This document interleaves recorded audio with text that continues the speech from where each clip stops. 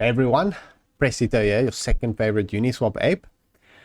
So in today's video, I want to cover XDEF, which has been brought to my attention a few times. And the main thing that sparked my interest in it actually is the fact that it's going to launch on Polkastarter, which, as you all know, has been the hyped platform for pre-sales at the moment. The impression everyone has at the moment is that anything that launches on there is going to do good. So it tends to have a lot of buyers on launch as well, which if you get into the pre-sale, good potential gains. I mean, the last three projects was SpiderDAO was first, then it was MahaDAO, and then it was Royale Finance. SpiderDAO and MahaDAO both did really well. Royale Finance, the sentiment around it at the moment is really good, but it hasn't launched yet. It's going to launch in January. But for that, I rated it semi-pro. I think there will be gains if you got in that pre-sale. I didn't get in. I wasn't whitelisted, sadly. So if you got in, good luck. Hopefully you make some pro gains. But yeah, I think the next few days actually in crypto might be a bit quiet due to obviously Christmas, New Year's, things like that. The holidays. But that's why I also wanted to cover their Telegram. And the XDEF Telegram only has about 800-900 members at the moment. It's still 3 days before the IDO on Polkastarter though. So I think once my light just went off. Hold on, let me use my phone light. Need to recharge it. How's that? Kak. Oh, better than nothing. Okay, so yeah, as I was saying, it's got 1,000 members. Hopefully it will build up until the Polkastarter launch. I think it will. But at least the community is quite active, so that is promising, even though it's not that many members. Right, so let's go to their website. Well, this is their announcement on Twitter that they're going to launch 26th on Polkastarter. Combined Finance team is the one launching this, which is the same team that launched Comb token, which is already trading, so that takes away a bit of the risk in terms of worrying about scam or things like that. Right, so if we look at their website, so it looks like the main feature of it is that it's a rebase token. So the price is pegged to the total DeFi TVL. So that's the total value locked in DeFi at any given moment. For example, if there's 15 billion locked in DeFi, then the price will be 15 cents. If there's 45 billion, the price will be 45 cents, and this token will rebase accordingly to get to that price. So if we look at the way it works, so if the price of the token is greater than the total value locked in DeFi, then more XDEF token will be minted, which will drive the price down, even though you get more tokens, but then the price will then get closer to the total value locked in DeFi. If the price is less, then the amount of tokens you have will be reduced, which pushes the price up to match the total value locked. So either way, the market cap and your gains in a way after and before rebase should be the same. The only thing it changes is the psychological aspect, which is why, for example, base and R-base did so well, is because people see, oh, the price dipped a lot. Okay, now we buy. And then even though the thing is the price did dip, but the total market cap is the same. It's just that everyone has more tokens, that the price is less. So yeah, just so you keep in mind that it doesn't change the market cap. So that's basically the rebase mechanism behind it. In terms of liquidity rewarding, that's the staking that they're going to have on Uniswap. You stake and then you get the LP tokens, and then you stake those in the Geyser, which as per their timeline, it's launching in Q1. So in this quarter, they're having all the private sales, token gathering, Uniswap listing, CoinMarketCap, and CoinGecko. I mean, those should be a given for all projects. Then centralized exchange listing in Q2. Okay, so let's look at the token distribution. 50% is for the strategic sales, so the seed, private, and public. Before we get to the rest, let's look at the amount for those. So seed is 6 cents, 25% release on TGE and 25% every quarter thereafter. 10%, 10 cents, 50% release, 25 per quarter. That's for private sale 1, and then private sale 2 is the same except 1 cent higher.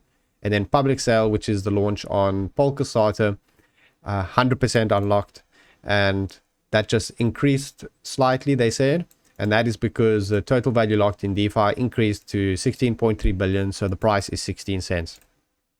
So for all the sales combined, they're raising 1,500 Ethereum total. One thing that I don't like is that they haven't specified how many tokens are for each round. So there's a bit of uncertainty with regards to that. I'm not a fan when there's questions around the pre-sales and seed. I think everything should be transparent and clear. So that's one thing I don't like. Hopefully they make that clear in the coming days, though, because I see a lot of people actually asking that on their Telegram and they're not giving an answer. So to get into the sales, you need to hold Comb, which is their previous project. And that's another thing I don't like. Even though there's other, like Rbase had that, where you had to hold RMPL, and if you got in, it was definitely worth it. Same thing with 2Base.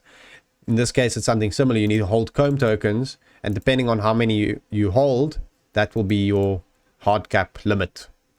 So if you hold 5 Comb, then you get 1 Ethereum, which, as you can see, the price of Comb is $100. So you need to hold $500 to be able to contribute $600, hoping to make a gain. So it just adds another risk factor, and that's because this price, for sure, as usual with these type of things, it will dump after the whitelisting, because then people don't need to hold it anymore unless they're holding for other reasons. But most are holding it for the whitelisting, which is why it had this spike as well. So this is when they announced that you need to hold it. I mean, you can see here how it mooned, and then already dumped a bit, and now it's going back up. So I mean, it's bound to go down after whitelisting. I mean, this was the actual spike. You can see it's a bit crazy. And before that, it was like $40. So, you could lose like half your money that you put in here, potentially.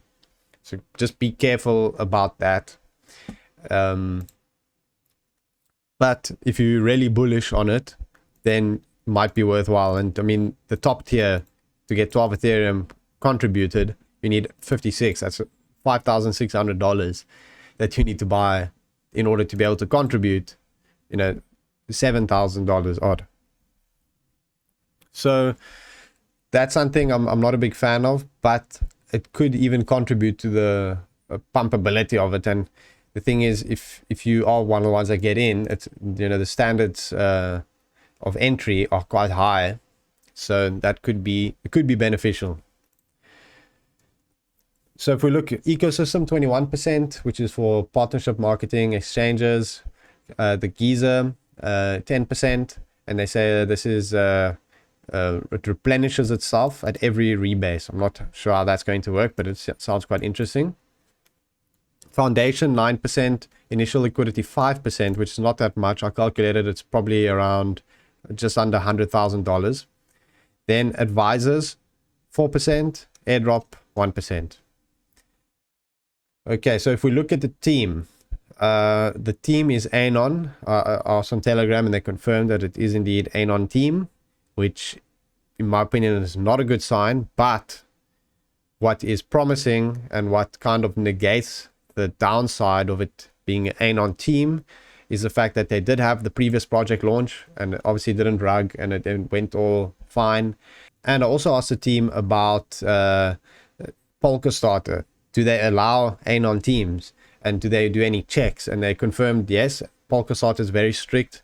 They do their due diligence on the team and get the identities and everything like that. Actually, I made a note here what their answer was.